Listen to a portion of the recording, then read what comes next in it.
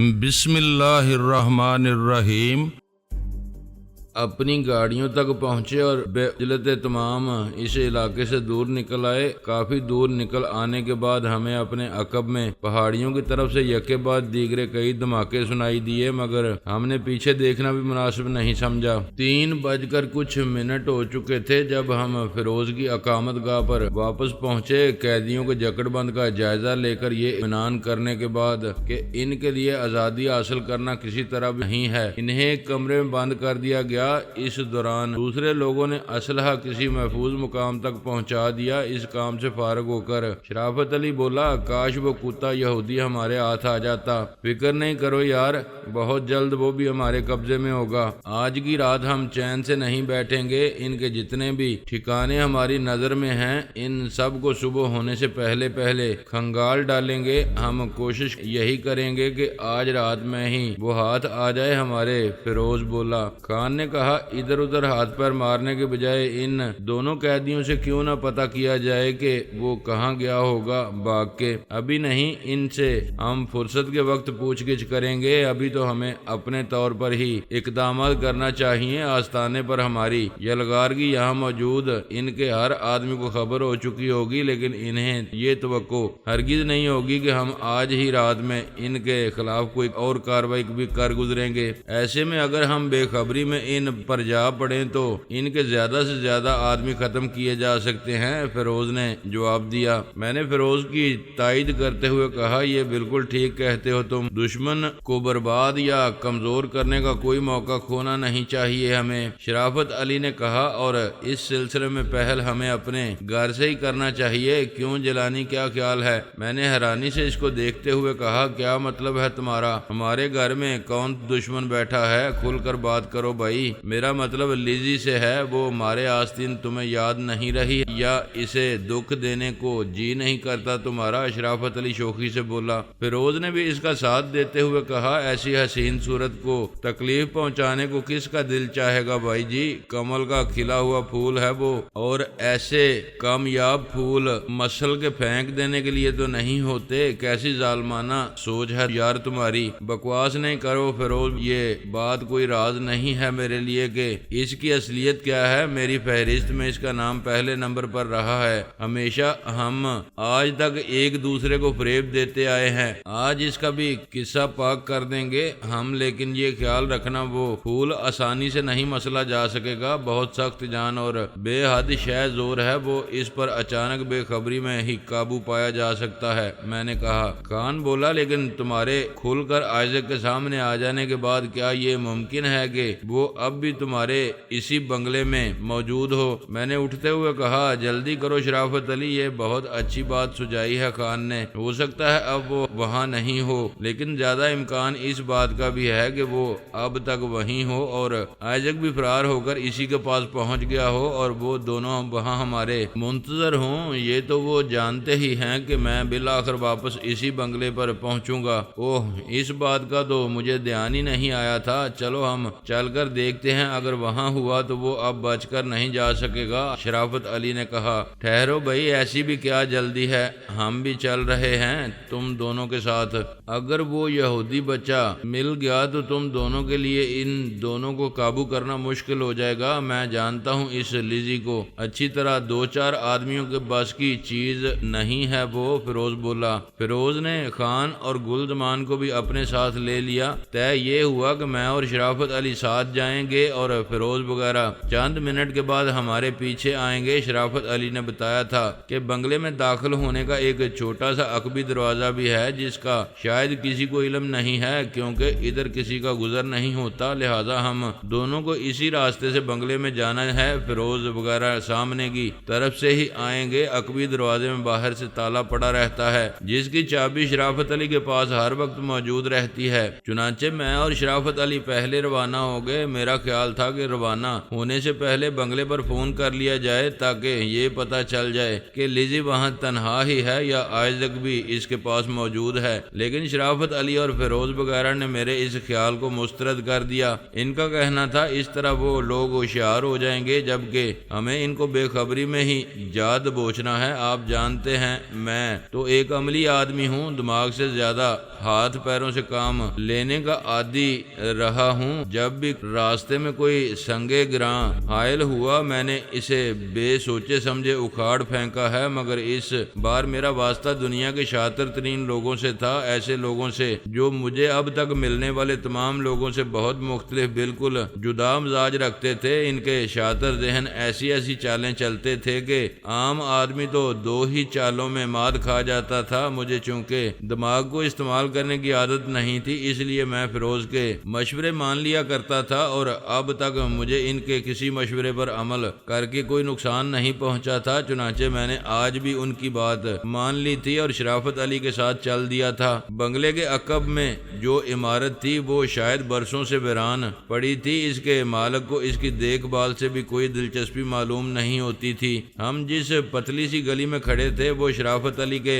بنگلے اور اس ویران شکستہ عمارت کے عقب میں واقع تھی۔ آس پاس کے دوسرے مکان پوری طرح آباد تھے، لیکن رات کے سمے میں تو وہ بھی ویران ہی لگ رہے تھے۔ ایک بات جو تمام مکانوں میں مجھے مشترکہ نظر آئی وہ یہ تھی کہ ہر مکان کا ایک چھوٹا سا دروازہ اس گلی میں کھلتا تھا۔ گلی پتلی ضرور تھی لیکن اس میں گندگی نام کو نہیں تھی۔ ایسا لگتا تھا جیسے دن میں وہاں آمد و رفت جاری رہتی ہو۔ فیروز نے جیب سے چند چابیوں کا ایک گچھا نکال کر دروازے کا تالا کھولا اور پھر کنڈی کھول کر دروازے کو اندر دھکا دے کر کھولنا چاہا، مگر وہ اپنی جگہ سے ٹاس سے مس نہ ہو سکا۔ اس کے زور لگانے کے باوجود دروازہ نہیں کھل سکا تو وہ بولا، یار ایسا معلوم ہوتا ہے کہ دربان نے اندر سے دروازہ بند کر دیا ہے، یہ تو بہت برا ہوا جیلانی، اب کیا کیا جائے؟ میں نے بنگلے کی عقبی دیوار کا جائزہ لیتے ہوئے کہا، میرا خیال ہے یہ دیوار زیادہ اونچی نہیں ہے، اس طرف سے دوسری طرف اس کی بلندی کتنی ہے یہ تو تم جانتے ہی ہوگے، کیا اس پر چڑھ کر دوسری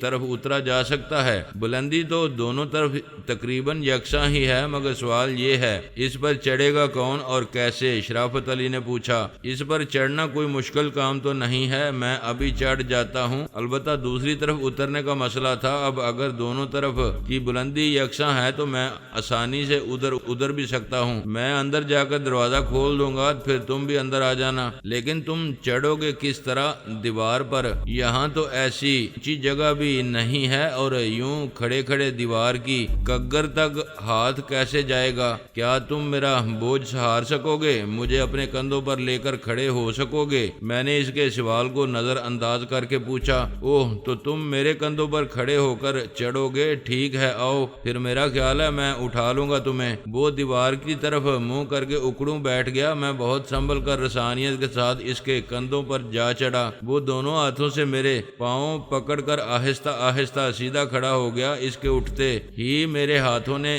دیوار کی کگر کو چھو لیا۔ میں نے مضبوطی سے اسے تھام کر اپنے آپ کو اوپر اچھالا۔ پہلی ہی کوشش میں میرا دایاں پیر دیوار پر جا ٹکا۔ میں نے خود کو سنبھالا اور سرک کر دیوار پر بیٹھ گیا، پھر دونوں ہاتھ دیوار پر جما کر دوسری طرف لٹک گیا۔ اس کے بعد میں نے دونوں ہاتھوں سے دیوار چھوڑ دی۔ ایک ہلکی سی دمک کے علاوہ میرے کودنے کی کوئی زیادہ آواز نہیں ہوئی تھی۔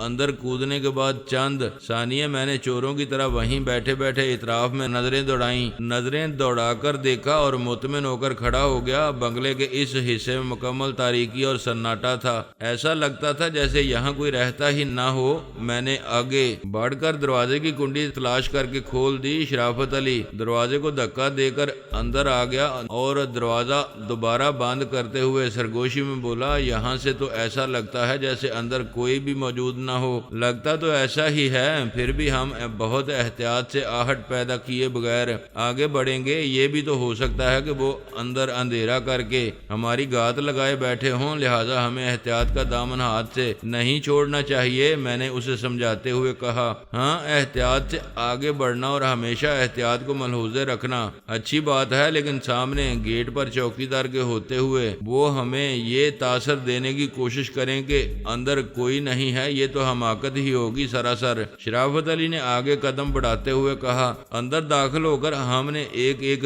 کمرہ دیکھ ڈالا مگر وہاں کوئی نہیں تھا، پورا بنگلہ خالی پڑا تھا۔ میں نے اس کمرے کا جائزہ لیا جو لیزی کے لیے مخصوص تھا، وہاں الماری میں لیزی کے کپڑے اور ضرورت کا دوسرا سامان بھی موجود نہیں تھا۔ بستر کی شکنیں بتا رہی تھیں کہ ابھی کچھ ہی دیر پہلے کوئی یہاں سے اٹھ کر گیا ہے۔ میں نے شرافت علی سے کہا، ہمیں دیر ہو گئی دوست، چڑیا اڑ چکی ہے۔ ہاں تم ٹھیک کہتے ہو، وہ بولا، آؤ باہر چل کر چوکیدار سے پتہ کریں وہ کب اور کس کے ساتھ گئی ہے یہاں سے۔ ہم دونوں باہر آ کر چوکیدار کے کیبن کی طرف بڑھ گئے۔ وہ ابھی تک جاگ رہا تھا، ہمارے قدموں کی آواز سن کر بندوق لیے باہر آ گیا اور بندوق کی نال ہماری طرف اٹھا کر کڑک کر بولا، کون ہے؟ رک جاؤ، آگے بڑھنے سے پہلے شناخت کراؤ اپنی۔ شرافت علی کوئی جواب دینے کی بجائے رک کر زیادہ تیز روشنی میں ہو گیا۔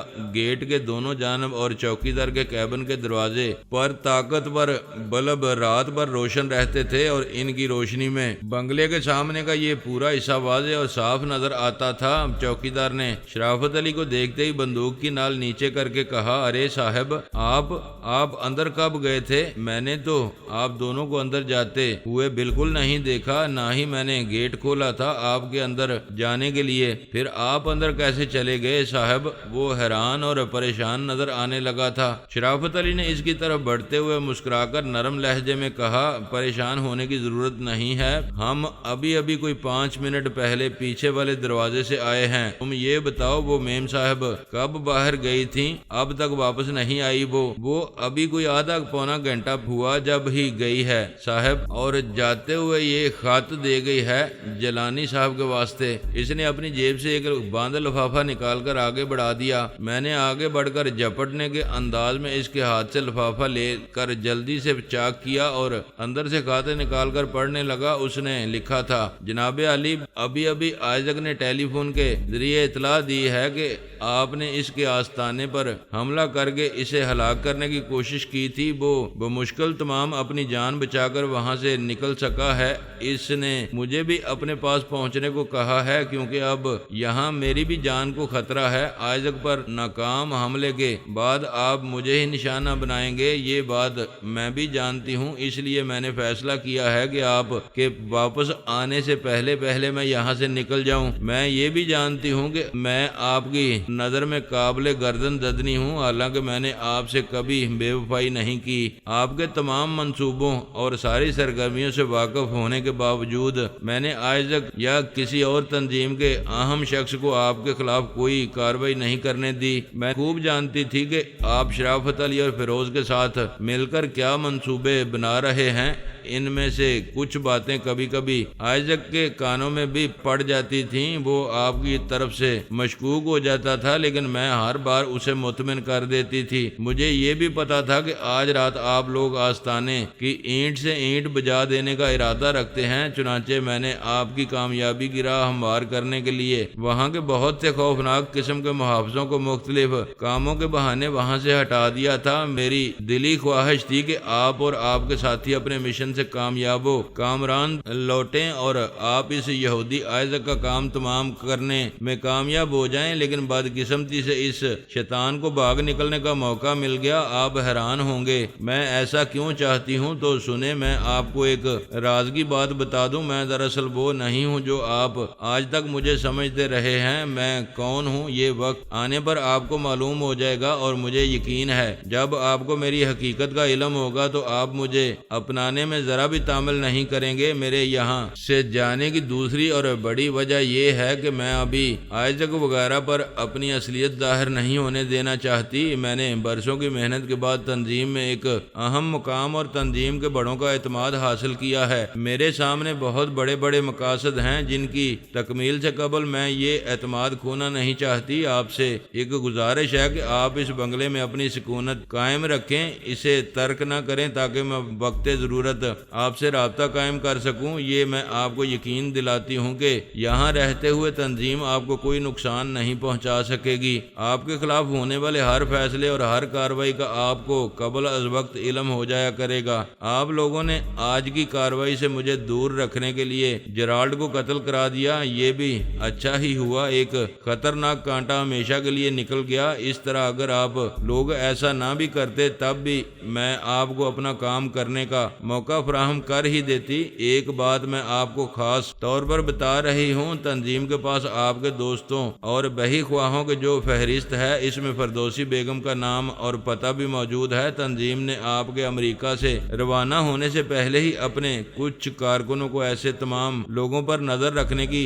ہدایت کر دی تھی تاکہ اگر کبھی آپ تنظیم کے مفاد کے خلاف سوچیں بھی تو تنظیم کو اس کا علم ہو جائے۔ فردوسی بیگم کے پڑوس میں گلزار خانم نامی لڑکی اسی مقصد سے رہ رہی ہے۔ آپ کی خوش قسمتی ہے کہ وہ اب تک آپ کے بارے میں مجھے ہی رپورٹیں دیتی رہی ہے جنہیں میں نے آگے نہیں جانے دیا ہے۔ آپ نے آبی کو اس لیے فردوسی بیگم کے پاس پہنچایا ہے کہ وہاں وہ محفوظ رہیں گے، حالانکہ وہ جگہ ان کے لیے سب سے زیادہ غیر محفوظ ہے۔ انہیں جتنی جلدی ممکن ہو سکے وہاں سے ہٹا لیں، باقی باتیں بشرطے ملاقات پھر ہوں گی۔ اب اجازت دیں۔ بقول آبی آپ کی کوارٹر بہتر لیزی۔ خط پڑھ کر میں بونچکا سا رہ گیا، میری آنکھیں حیرت کی زیادتی سے جھپکنا بھول گئی تھیں۔ اس کا تو یہ مطلب تھا کہ میں اب تک شدید خوش فہمی کا شکار تھا۔ میں یہی سمجھتا رہا تھا کہ میں لیزی کو بے وقوف بنانے میں کامیاب رہا ہوں، حالانکہ میری یہ کامیابیاں خود لیزی ہی کی مرہون منت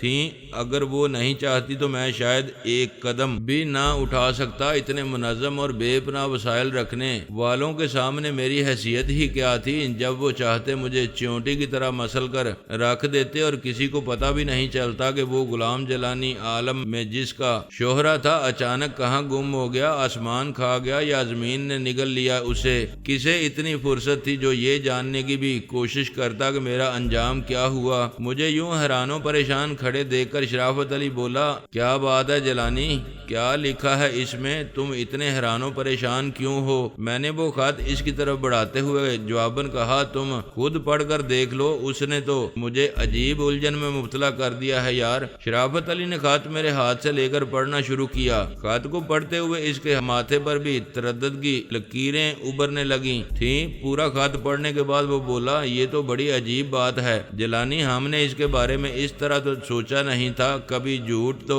نہیں بولا ہے اس نے؟ میں نے دربان سے گیٹ کھول کر فیروز وغیرہ کو اندر بلانے کے لیے کہا، پھر شرافت علی سے بولا، ان لوگوں کو آ جانے دو، دیکھیں وہ کیا کہتے ہیں اس سلسلے میں۔ ویسے مجھے یقین ہے اس نے جھوٹ نہیں بولا ہے۔ تمہیں یاد ہے نا جیرالڈ کے آبی کے ہاتھوں زخمی ہونے کے بعد ہمیں کتنا پختہ یقین تھا کہ تنظیم اب ہمارے خلاف کوئی سنگین قدم اٹھائے گی، لیکن لیزی سے ہماری بات ہوئی تو اس نے نہ صرف خود جیرالڈ کو قصوروار ٹھہرا کر معاملے کی سنگینی کو بہت حد تک کم کر دیا بلکہ آئزک کی طرف سے بھی ہمیں مطمئن کر دیا تھا، اور پھر اگر اسے ہمیں نقصان پہنچانا یا ہم سے آستانے کی بربادی کا انتقام لینا ہوتا تو وہ آبی کو فردوسی بیگم کے فلیٹ سے ہٹا لینے کا مشورہ ہرگز نہ دیتی۔ وہ جانتی ہے کہ آبی میری کمزوری ہے، اس کی سلامتی کے لیے میں جان بھی دے سکتا ہوں۔ وہ لوگ آبی کو یرغمال بنا کر مجھے اپنے پاؤں چاٹنے پر بھی مجبور کر سکتے ہیں۔ لیزی اگر نہیں بتاتی تو میرے فرشتوں کو بھی پتہ نہیں چل سکتا تھا کہ فردوسی بیگم کا فلیٹ ان کی نظر میں ہے۔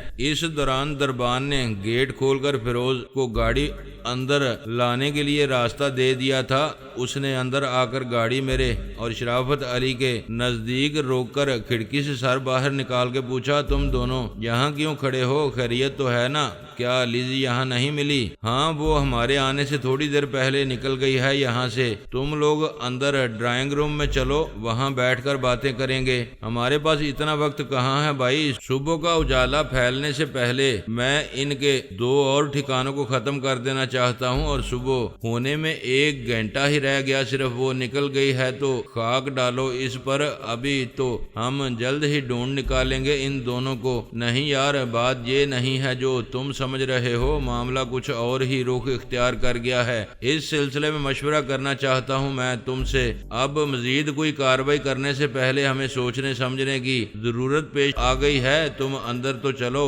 یار، میں نے عمارت کی طرف مڑ کر کہا۔ وہ کچھ نہ سمجھتے ہوئے گاڑی وہیں چھوڑ کر نیچے اتر آیا۔ خان اور گلزمان نے بھی اس کی تقلید کی۔ ہم سب ساتھ ڈرائنگ روم میں آ گئے۔ ہاں اب بتاؤ کیا بات ہے، کون سا نیا رخ اختیار کر لیا ہے معاملات نے؟ فیروز ایک صوفے میں دھنستے ہوئے بولا۔ میں نے شرافت علی کے ہاتھ سے خط لے کر اس کی طرف بڑھا کر کہا، لو اسے پڑھ لو پہلے، یہ لیزی چھوڑ گئی ہے میرے لیے۔ فیروز نے میرے ہاتھ سے خط لے کر پڑھنا شروع کیا۔ وہ جیسے جیسے خط پڑھتا جا رہا تھا اس کے چہرے کے تاثرات بدلتے جا رہے تھے۔ خط ختم کر کے اس نے حیرانی سے مجھے دیکھتے ہوئے پوچھا، کیا تمہیں یقین ہے کہ یہ خط لیزی نے ہی لکھا ہے؟ تم اس کی تحریر پہچانتے ہو؟ ہاں میں پہچانتا ہوں اس کی تحریر۔ اس کے علاوہ یہ خط وہ جاتے ہوئے لفافے میں بند کر کے دربان کو دیکھ گئی تھی، مجھے اسی کے ذریعے ملا ہے یہ۔ اب یہ تو سوچا بھی نہیں جا سکتا کہ یہ جعلی ہوگا۔ دربان شرافت علی کا قابل اعتماد آدمی ہے، میں نے جواب دیا، لیکن ایک بات میری سمجھ میں نہیں آ رہی ہے، اگر لیزی یہودی نہیں ہے اور وہ ہم ہی میں سے ہے تو اس نے یہودیوں کا اس قدر اعتماد کیسے حاصل کر لیا ہے؟ اور پھر ایک بات جسے شاید تم بھول رہے ہو، یہ ہے کہ وہ امریکہ کی ریاست سان فرانسسکو سے تمہارے ساتھ آئی ہے۔ اپنے رنگ روپ اور چہرے مہرے سے بھی وہ پاکستانی یا ایشیائی نہیں لگتی۔ میری کچھ سمجھ میں نہیں آ رہا ہے۔ فیروز الجھ کر بولا، تم نے جو کچھ کہا ہے وہ سب درست ہے، لیکن اس کے اب تک کے طرز عمل کا اگر جائزہ لیا جائے تو پتہ یہی چلے گا کہ جو کچھ اس نے اس خط میں لکھا ہے غلط وہ بھی نہیں ہے۔ پھر اگر ہمیں فریب دینا ہی اس خط کا مقصد تھا تو وہ آبی کو کسی محفوظ مقام پر پہنچانے کی ہدایت کرنے کے بجائے اسے یرغمال بنا کر ہمیں اپنے آگے گھٹنے ٹیکنے پر مجبور کر دیتی۔ میں نے اسے سمجھاتے ہوئے کہا، ہاں یہ ایک بات اس کے حق میں جاتی ہے، ٹھیک ہے تو پھر اسے بھی آزما کر دیکھ لو۔ اگر وہ ہمارا ساتھ دینے پر آمادہ ہے تب تو ہم بہت جلد پورے ملک سے اس تنظیم کا جلوس نکال دیں گے۔ کیوں خان، تمہارا کیا خیال ہے؟ فیروز نے خان کو مخاطب کیا جو لیزی کا خط پڑھنے کے بعد گمسم بیٹھا ہمیں دیکھ رہا تھا۔ فیروز کے مخاطب کرنے پر وہ چونک کر بولا، کیا کہا؟ کچھ مجھ سے کہا ہے تم نے؟ اس کے اس انداز پر ہم سب کہہ لگانے لگے۔ فیروز نے اپنی ہنسی کو مشکل روک کر کہا، تم کہاں گم ہو گئے تھے میرے بھائی؟ کچھ پتہ ہی نہیں تمہیں یہاں کون سا مسئلہ زیر بحث ہے؟ ایسی تو کوئی بات نہیں لکھی ہے اس خط میں جس نے تمہارے ہوش گم کر دیے۔ نہیں یار، میں اس کے مضمون پر غور کر رہا تھا، اس کا مطلب میری سمجھ میں بالکل نہیں آ سکا ہے۔ خان مجھمل ہو کر بولا، ارے تم کہاں مغز کھپانے لگے بھائی، اس میں بچوں کی سمجھ میں آنے والی کوئی بات نہیں ہے۔ لاؤ یہ خط مجھے دو۔ فیروز نے اس کے ہاتھ سے خط لے کر میری طرف بڑھاتے ہوئے کہا، لو بھائی جلانی، میرا مشورہ ہے کہ اسے جلا ڈالو، اب کسی کے ہاتھ نہیں لگنا چاہیے۔ ہاں یہی کروں گا میں بھی۔ اب کیا پروگرام ہے تم لوگوں کا؟ میں نے خط جیب میں رکھتے ہوئے فیروز سے پوچھا۔ پروگرام اب کیا ہو سکتا ہے، تھوڑی دیر میں صبح ہونے والی ہے۔ رات بھر کی بھاگ دوڑ نے بری طرح تھکا ڈالا ہے، آرام ہی کرو اب تو۔ ہاں میرا بھی یہی خیال ہے، لیکن اس کمینے آئزک کا نکل جانا اچھا نہیں ہوا یارو، اس کی طرف سے بہت چوکنا رہنے کی ضرورت ہے ہمیں۔ شرافت نے کہا، ان یہودیوں سے کسی بلائی یا رعایت مروت کی امید بالکل نہیں رکھنا چاہیے۔ ہاں یہ تم نے ٹھیک کہا ہے شرافت علی۔ فیروز بولا، جیلانی تم بھی اب یہاں اکیلے مت رہا کرو، تمہاری جان کا تو وہ زیادہ دشمن ہوگا۔ وہ تو ٹھیک ہے، مگر میں یہاں سے جاؤں گا نہیں کہیں، لیزی کو آزمانے کے لیے میرا یہاں رہنا بے حد ضروری ہے، میں نے جواب دیا۔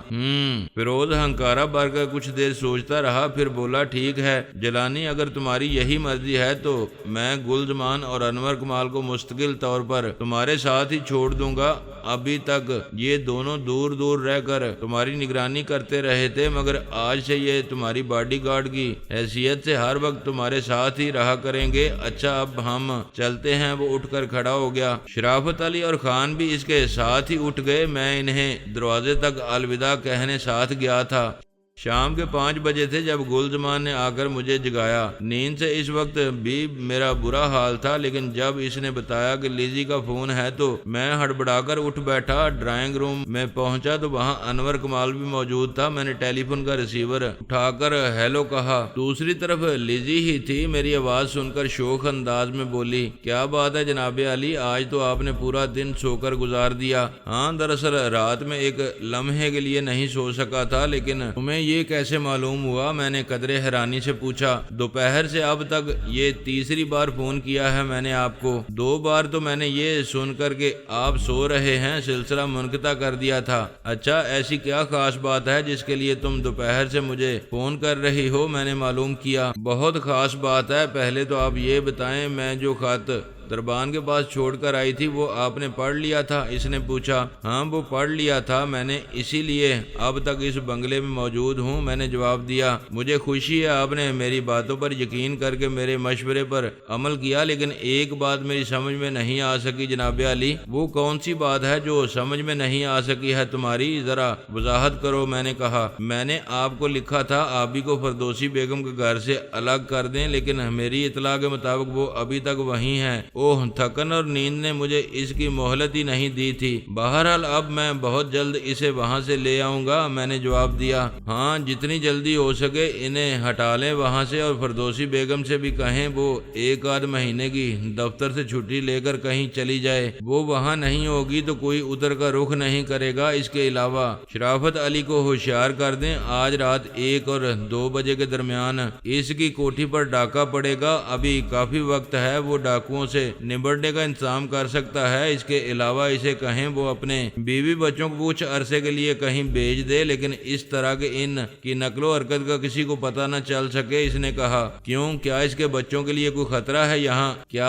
تنظیم ان معصوموں کو نشانہ بنانے کا ارادہ رکھتی ہے؟ میں نے پوچھا۔ کچھ بھی ہو سکتا ہے، ان شفاق اور درندہ صفت لوگوں سے کچھ بھی بعید نہیں ہے، لہذا احتیاطاً ایسا کرنا کوئی نقصان دہ تو نہیں ہے۔ ہاں، یہ ٹھیک کہا ہے تم نے۔ تمہاری اس اطلاع اور مشورے کے لیے میں مشکور ہوں تمہارا، لیکن ابھی تک میں یہ نہیں سمجھ سکا ہوں کہ آخر تنظیم کے خلاف ہماری مدد کیوں کر رہی ہو، اور تمہاری اصلیت کیا ہے؟